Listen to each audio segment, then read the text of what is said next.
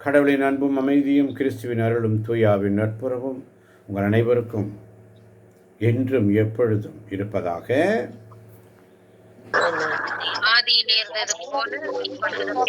ஆதியில் இருந்தது போல இப்பொழுதும் எப்பொழுதும் என்றென்றும் இருப்பதாக.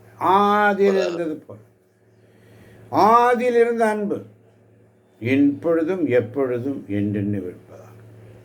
கடவுளின் அன்பும் அமைதியும் கிறிஸ்துவின் அருளும் தூயாவின் நட்புறவும் ஆதியில் இருந்தது போல. இயேசு கிறிஸ்துவில் பிரியமான சகோதர சகோதரிகளே, நேற்று நாம் பார்த்தோம் ஸ்தோத்திர பலி எடுப்பதனுடைய ஆசீர்வாதங்களை குறித்து நாம் தியானித்து வருகிறோம். இந்த நாளிலும் கூட நேற்று பார்த்தோம், குஷ்டரோகியை ஆண்டவர் சுகப்படுத்துகிறார். அற்புதமான சுகத்தை அந்த குஷ்டரோகி பெற்றுக்கொண்டான். கிறிஸ்து உலகத்தில் வாழ்ந்த காலத்தில் அநேகர் அவரை நோக்கி கூப்பிட்டு அவரிடமிருந்து அற்புதமான சுகத்தையும் விடுதலையும் பெற்றுக்கொண்டார்கள். குஷ்டரோகி சுகத்தை பெற்றுக்கொண்டான். 100க்கு அதிகமாக அதிபதியாக இருந்த அந்த ரோமையர் அதிகாரி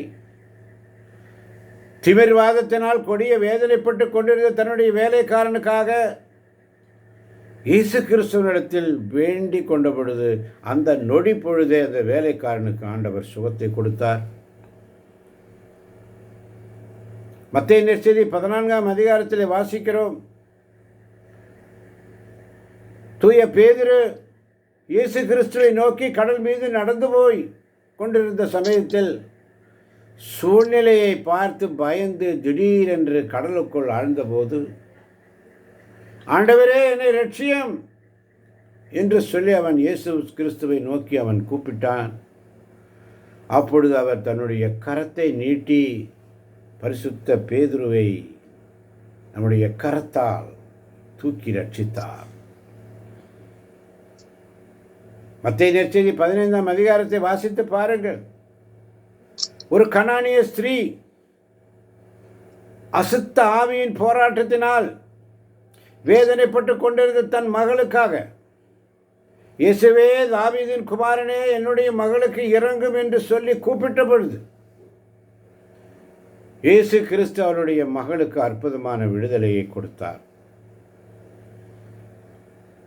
மத்தேயு 17ஆம் அதிகாரத்தை வாசித்து பாருங்கள்.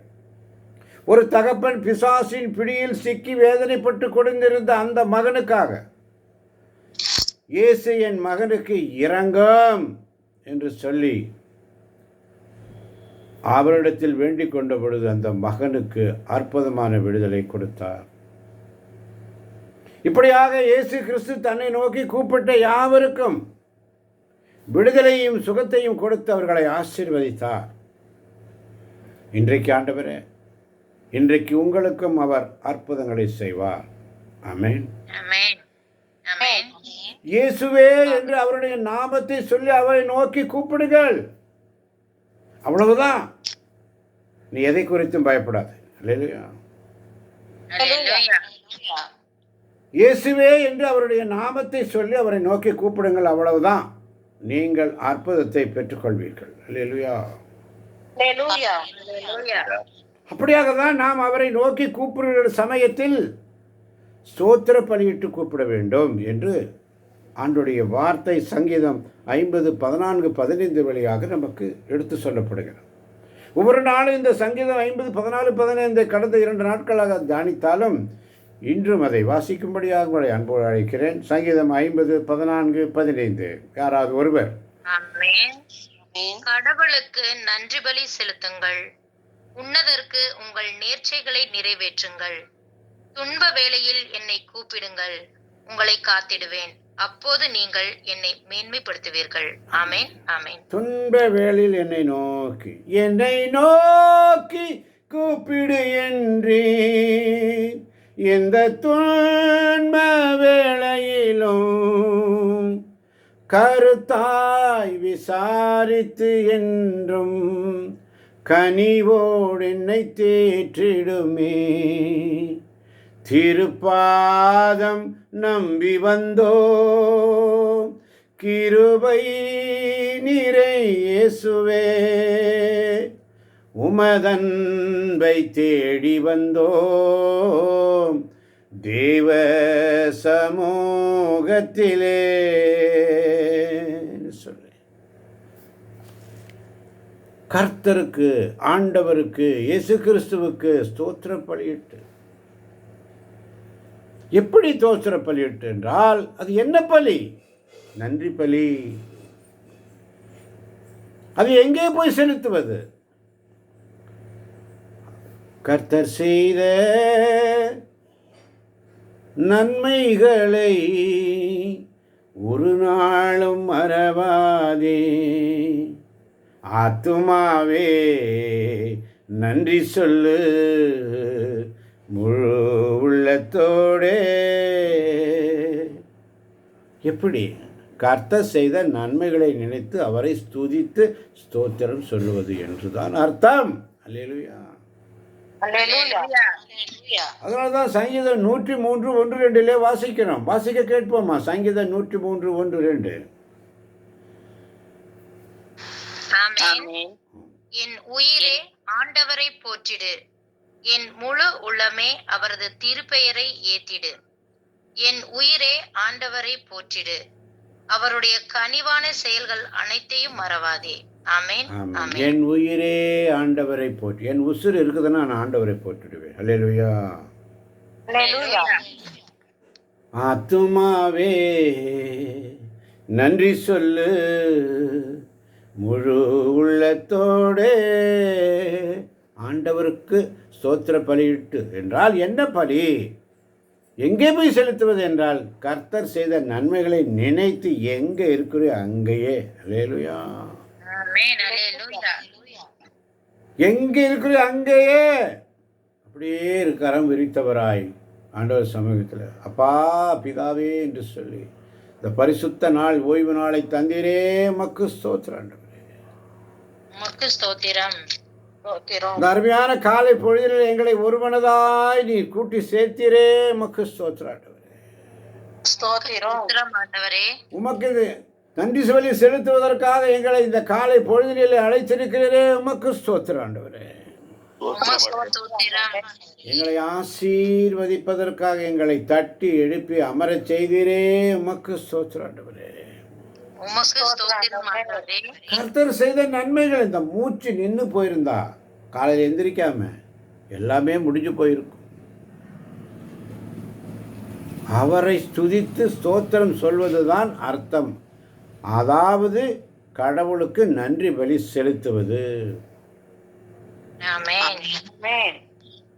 லாசர் மரித்து அடக்கம் பண்ணப்பட்டிருந்த சமயத்தில் இயேசு கிறிஸ்து அவருடைய கல்லறைக்கு முன்பாக வந்து நின்று இயேசு கிறிஸ்து ஸ்தோத்திரிக்கிறார். எப்படி ஸ்தோத்திரிக்கிறார் வாசிக்கலாமா? யோவான் நற்செய்தி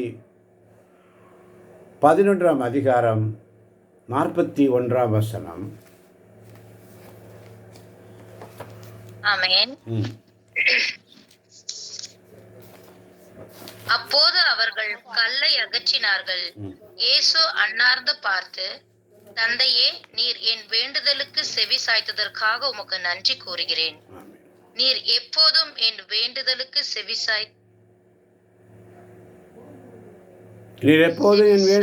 செவி சாய்க்கிறீர் என்பது எனக்கு தெரியும். எனினும் நீரே என்னை அனுப்பினீர் என்று சூழ்ந்து நிற்கும் இக்கூட்டம் நம்பும் பொருட்டே இப்படி சொன்னேன் என்று கூறினார். ஆமென். இயேசு கிறிஸ்து நன்றி சொன்னாருங்க. அப்போது அவர்கள் கல்லை அகற்றினார்கள். இயேசு அண்ணாந்து பார்த்து, தந்தையே, நீர் என் வேண்டுதலுக்கு செவி சாய்த்ததற்காக உமக்கு நன்றி கூறுகிறேன்.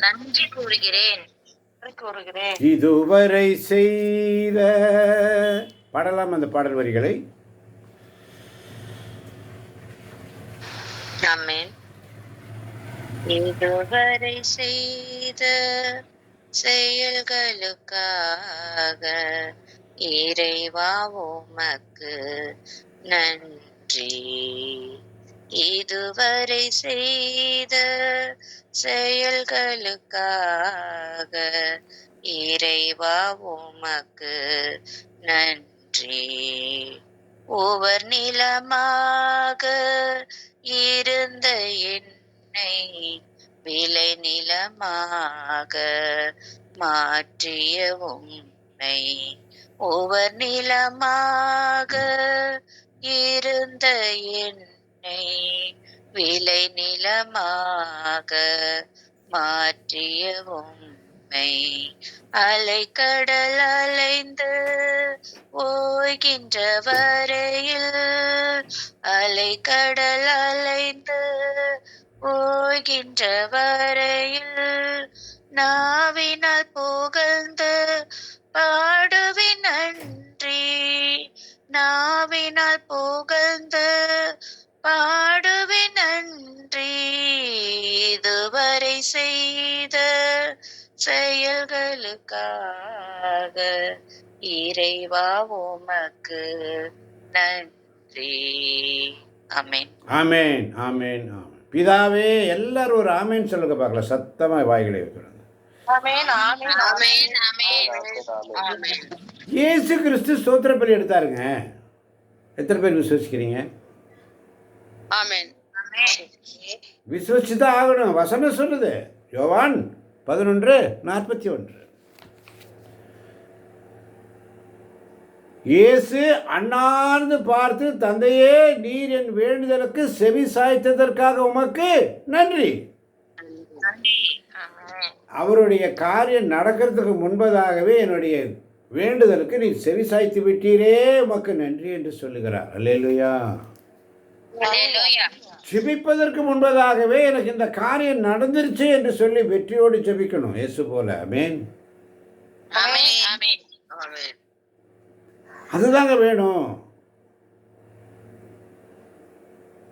ஒவ்வொரு நாளும் நீ ஸ்தோத்திரத்தில் எடுத்து சங்கீதம் 103 வாசிக்கும் பொழுது அதில் உள்ள எல்லா காரியங்களும் தனியாக நீ அவங்கள ஆசீர்வதிங்க இவங்கள ஆசீர்வதிங்க சொல்ல வேண்டிய அவசியமே இல்லைங்க. இதுவரை செய்த நன்மைகளுக்காக எல்லாவற்றையும் நினைத்து பார்த்து அதற்காக அவருக்கு ஸ்தோத்திரம் நன்றி பலி செலுத்த வேண்டும்.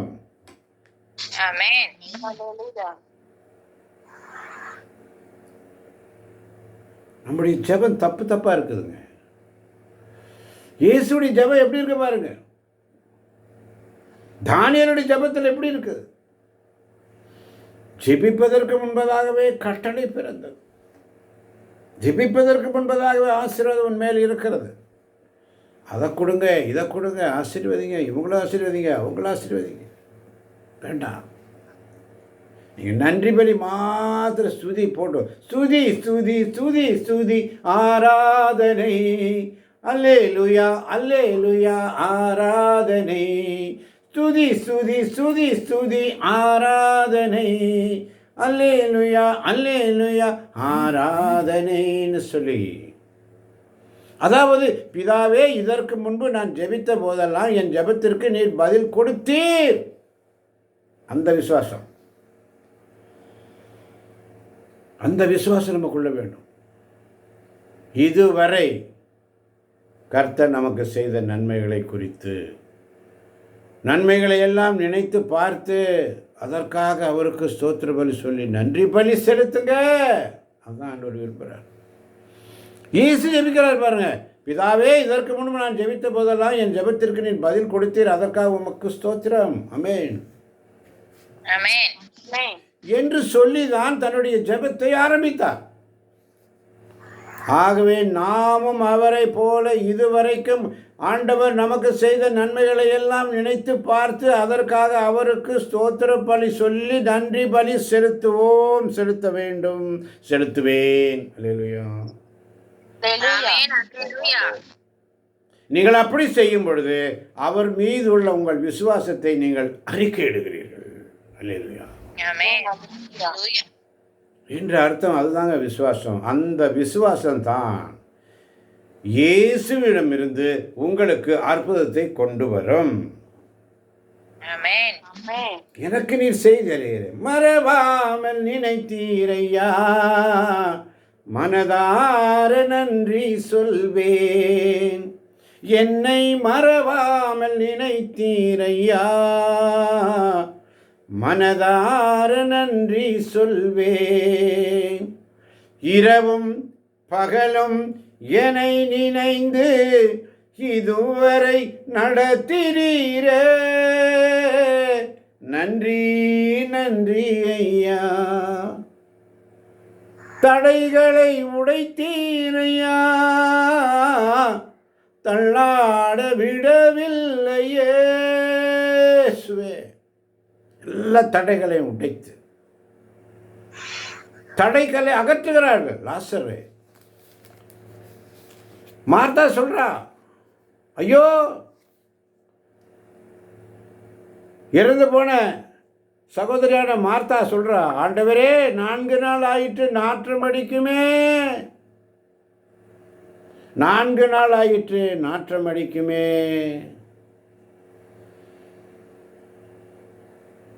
இயேசு, நீ நம்பினால் கடவுளின் மாட்சியை காண்பாய் என நான் உனக்கு சொல்லவில்லையா?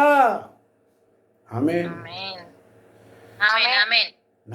அதான் நம்முடைய விசுவாசம். நடக்குமா நடக்குமா நடக்குமா? ஜெபத்தை மாத்துங்க. நன்றி ஜெபம் மட்டும் இருக்கட்டும். இதுவரைக்கும் செய்த தேவன் இனி செய்ய மாட்டாரா?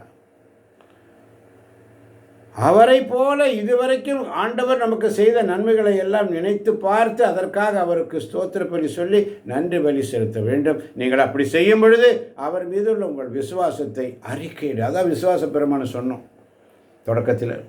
அந்த விசுவாச பிரமாண அறிக்கை, விசுவசிக்கிறேன் விசுவசிக்கிறேன் விசுவசிக்கிறேன், அந்த விசுவாச அறிக்கை அவசியம். அந்த விசுவாசம் தான் ஆண்டவரிடத்திலிருந்து உங்களுக்கு அற்புதத்தை கொண்டு வரும். அல்லேலூயா.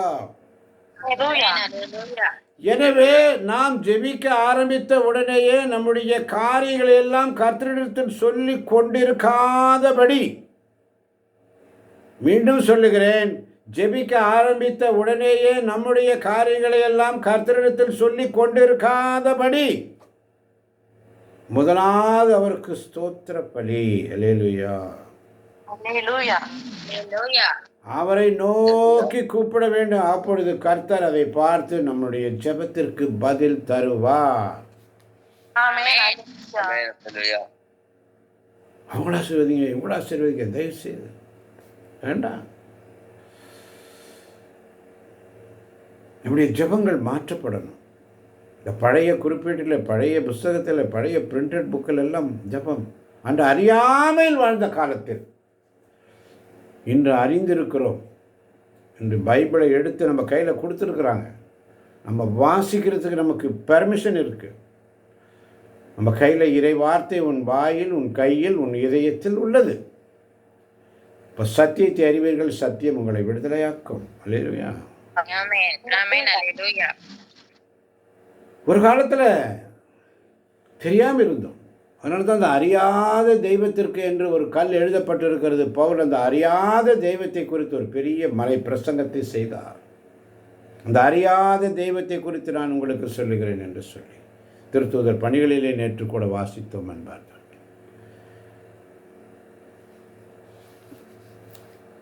இவ்வளவு அழகாக சொல்லப்பட்டிருக்கிறது.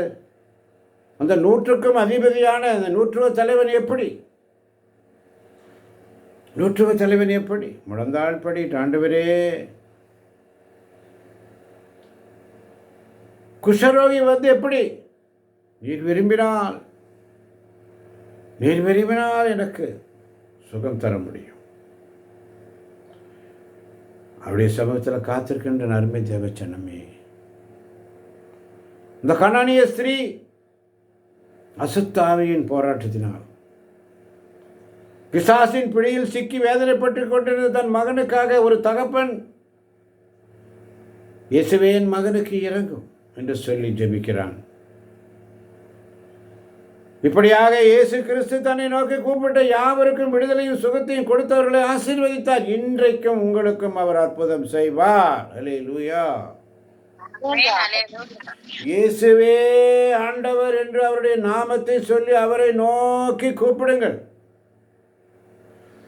என்னை நோக்கி கூப்பிடு என்றேன், எந்த துன்ப வேளையிலும் கருத்தாய் விசாரித்து என்றும் கனிவோடு என்னை தேற்றிடுமே. திருப்பாதம் நம்பி வந்தோம், கிருபை நிறை இயேசுவே, உமதன்பை தேடி வந்தோம் தேவ சமூகத்திலே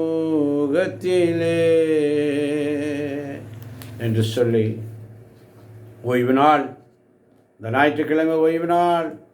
அதான் ஏசாயா 58 அழகாக சொல்லுது. 14 வசனம் மீண்டும் ஒரு முறை வாசிப்போம். ஏசாயா 58:14.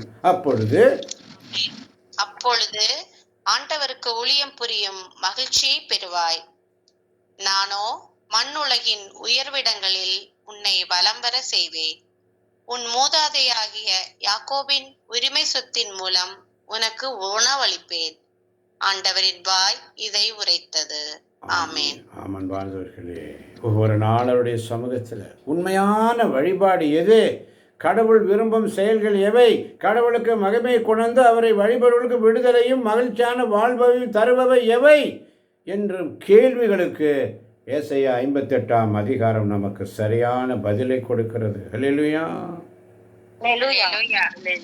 உண்மையான இறை வழிபாடு கோவிலுக்கு செல்வதிலும், உண்ணான் நோன்பிருப்பதிலும், கடன் திருநாட்களை கடைப்படுவதிலும் அடங்கியிருப்பதிலே மாறாக ஏழைகள் எளியவர்கள் மீது இரக்கம் காட்டுவதிலும், வலுவற்றவர்கள் ஒடுக்கப்பட்டவர் சமுதாயத்தின் விளிம்புகளில் வாழ்பவர்களுக்கு உதவி புரிவதிலும் தான் அடங்கியுள்ளது. சுருங்க கூறி, கடவுள் விரும்புகின்ற ஒவ்வொரு சமுதாயத்தின் விளிம்புகளில் வாழ்பவருக்கு சமுதாயத்தை உருவாக்குவதில் அடங்கியுள்ளது. அடுத்தவர் மீது அக்கறை இல்லாது ஆண்டவரை வழிபடுவது வெற்று வழிபாடு. ஆண்டவருக்கு அது பிடிக்காது. அல்லேலூயா. ஆண்டவரே ஆண்டவரே ஆண்டவரேன்னு சொல்லிட்டு உனக்கு முன்பாக இருக்கிற உன் சகோதர சகோதரனை அன்பு செய்யலன்னா, அதுதான் 1 யோவான் 4 19, 20, 21 வசனங்களை வாசிப்போம். 1 யோவான் 4.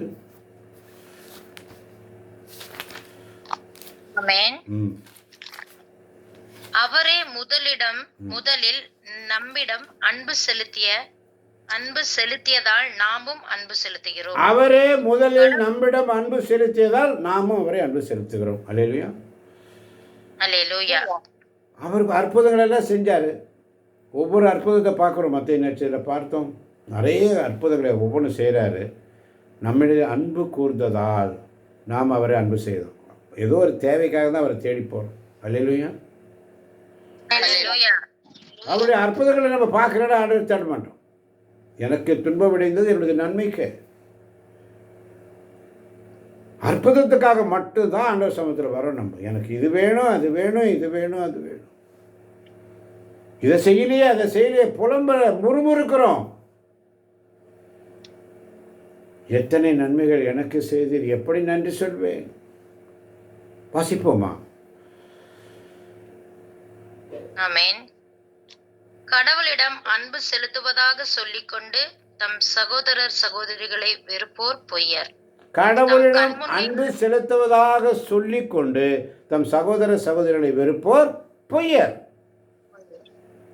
தம் கண்முன்னே உள்ள சகோதரர் சகோதரிகளிடம் அன்பு செலுத்தாதோர் கண்ணுக்கு புலப்படாத கடவுளிடம் அன்பு செலுத்த முடியாது. ஆமென். ஆமென். தம் சகோதர சகோதரிகளை வெறுப்போர் பொய்யர், தம் கண்முன்னே உள்ள சகோதர சகோதரிடம் அன்பு செலுத்தாதோர் கண்ணுக்கு புலப்படாத கடவுளிடம் அன்பு செலுத்தவே முடியாது. அல்லேலூயா.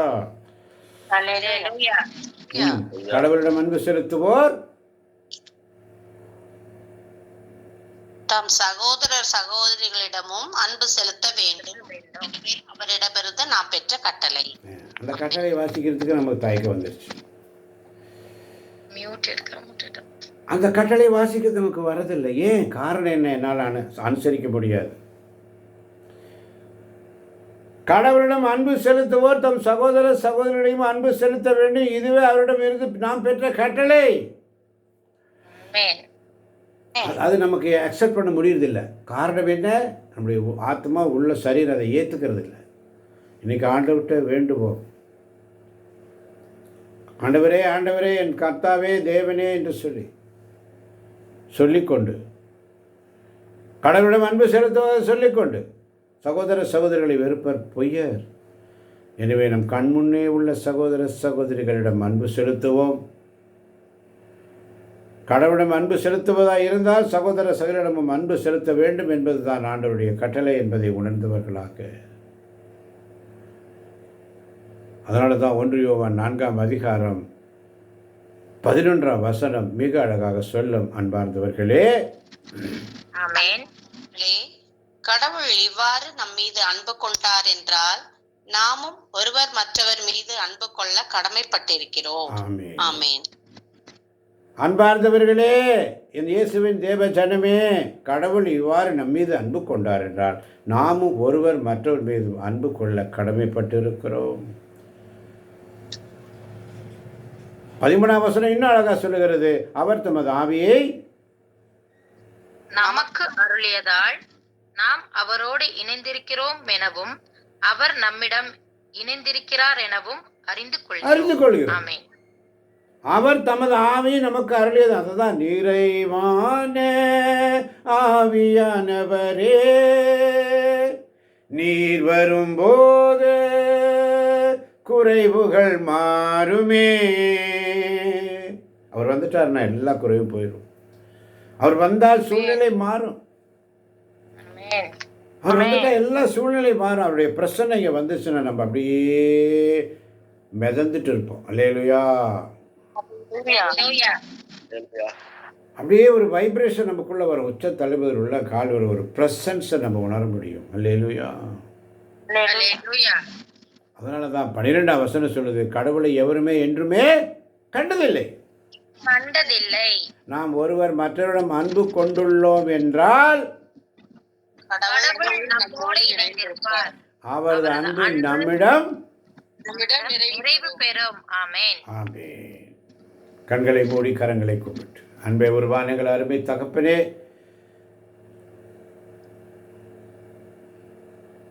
இறுதி ஜெபம் சொல்லம்மா ரெஜினாமா.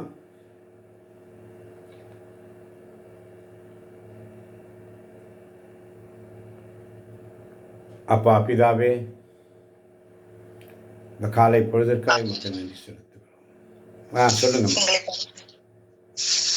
எங்களை படைத்து பராமரித்து அன்பு செய்து காத்து வரும் எங்கள் அன்பு தந்தை இறைவா, இதோ இந்த ஓய்வு நாளுக்காக கொடான கொடி நன்றி செலுத்துகிறோம் தகப்பனே. அப்பா, உங்களுடைய வார்த்தைகளை தகப்பனே அப்பா நாங்கள் கேட்டு தியானித்தோம் அப்பா. அதற்காக உமக்கு நன்றி நன்றி நன்றி தகப்பனே. ஒவ்வொரு வார்த்தைகளும் எங்கள் உள்ளத்தை ஊடுருகிற தகப்பனே அப்பா. உமக்கு நன்றி செலுத்துகிறோம் ராஜா. அப்பா, நாங்கள் இப்படியே இதை விட்டு விடாமல் அப்பா எங்கள் எண்ணங்களிலே சிந்தனைகளிலே இருத்தி அப்பா தகப்பனே உமது அன்பின் பாதையில நடக்க வர தகப்பனே எங்களுக்கு தூய்மையான உள்ளத்தை தாரு சுவாமி. இந்த தவ காலத்துல வெறுமனே நாங்கள் இருந்து விடாத பிடிக்கப்பா, எங்களுடைய சிலுவைகளை உமது சிலுவையின் பின்னால் நாங்கள் எடுத்து வர எங்களுக்கு உறுதியான மன உறுதி எங்களுக்கு தாரு சுவாமி. ஆண்டவரே, பிறருக்கு எங்களால் ஆன உதவி செய்ய தகப்பனே நீர் எங்களுக்கு மனதை தந்து ஆசீர்வதிங்கப்பா தகப்பனே. இந்த நாளில அப்பா ஒவ்வொரு குடும்பத்தையும் கரங்களுக்குள்ள ஒப்பு கொடுக்கிற ராஜா. ஆண்டவரே, ஒவ்வொரு குடும்பத்தையும் நிறைவாய் நிறைவாய் ஆசீர்வதிங்க. உமது பாதப்படியில அமர வைங்க இயேசுராஜாவே. அப்பா, அதிகாலை பொழுதிலே தட்டி எழுப்பி ஆண்டவரே நீர் அமர செய்ததற்கு நன்றி தகப்பனே. நன்றி செலுத்தி ஆண்டவரே, இன்னும் வராத பிள்ளைகளை ஆண்டவரே அவளோட உள்ளத்துல நீங்க பேசுங்க ஆண்டவரே. அப்பா, ஒவ்வொரு பிள்ளைகளையும் ஆண்டவரே நீர் மயக்கி கொண்டு வாருங்க தகப்பனே. உம்முடைய பாதப்படியில அமர்ந்து உம்முடைய வார்த்தைகளை கேட்க கேட்க கேட்க அவர்கள் மயங்கி தகப்பனே உண்மை இறுதியாய் பற்றி கொள்ள தகப்பனே நீங்க கிருபை செய்யுங்கப்பா. ஆசீர்வதிங்க தகப்பனே. அப்பா, தலை சகோதரருடைய கரத்துல ஒப்பு கொடுக்கிறேன் ஆண்டவரே. எவ்வளவு அருமையாய் தகப்பனே உடைய வார்த்தைகளை அப்பா இந்த பாவிகளின் உள்ளத்திலே பதியும்படியாய் அப்பா அவர் ஒவ்வொரு வார்த்தைகளை அறிய செய்கிறாரே தகப்பனே. அப்பா, உமது கிருபை உமது மேலான அன்பு இல்லாமல் தகப்பனே அந்த சகோதரர் எங்களை வழி நடத்த முடியாது தகப்பனே. உமது ஆவியினால அவரை ஒவ்வொரு நொடிப்பொழுதும் வழி நடத்துகிறீர் ஆண்டவரே. உமக்கு நன்றி அப்பா, நன்றி ஆண்டவரே. அப்பா நாங்களும் ஆசைப்படுகிறோம் தகப்பனே, உம்முடைய வார்த்தைகளை பற்றி கொண்டு நாங்கள் நடக்க தகப்பனே. நீர் எங்களை ரட்சிக்கப்படும்படியா தகப்பனே ஆசீர்வதிங்கப்பா, ஆசீர்வதிங்க, வழி நடத்துங்க. இந்த ஓய்வு நாளில் அப்பா ஒவ்வொருவரும் திருப்பலியில கலந்து கொண்டு உம்முடைய இறை ஆசீரை பெற்று இல்லம் திரும்ப கிருபை செய்யுங்க, ஆசீர்வதிங்க, வழி நடத்துங்க. எங்கள் ஜெபங்களை எல்லாம் ஆண்டவரும் இரட்சகருமான இயேசு கிறிஸ்துவின் வல்லமையுள்ள நாமத்தில் ஒப்பு கொடுத்து மன்றாடி ஜெபிக்கிறோம். ஜெபம் கேளும் ஜீவனுள்ள நல்ல பிதாவே. ஆமென், ஆமென், ஆமென். ஆண்டவர்களோடு இருப்பாராக. ஆண்டவரே இரக்கமாயிரும். கிறிஸ்துவே இரக்கமாயிரும். அல்லாமல் இறைவன் தந்தை மகன் தூயாவி நம் ஒவ்வொருவரின் உள்ளங்களையும் இல்லங்களையும் பிள்ளைகளையும் பிள்ளைகளின் பிள்ளைகளையும் நிறைவாக நிறைவாக நிறைவாக இன்று இன்று இன்று ஆசீர்வதிப்பாராக. ஆண்டவர் தருகின்ற சமாதானத்தை ஒருவருக்கொருவர் அன்போடு பகிர்ந்து கொள்வோம். அனைவருக்கும் கிறிஸ்துவின் சமாதானம் உண்டாவதாக.